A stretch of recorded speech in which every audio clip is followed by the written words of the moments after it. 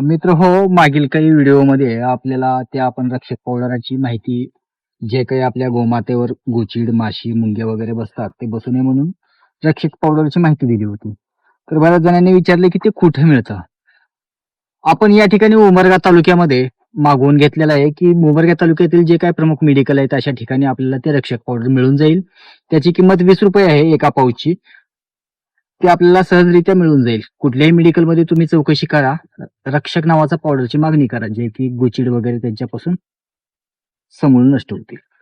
आम्ही या गायीला, या गोमातेवर आपण पाहिलं पाहिलं तर आपल्याला या ठिकाणी दिसून येईल, की एकही प्रकारचा गोचीड किंवा गोमाशी वगैरे आपल्याला या ठिकाणी दिसणार नाही.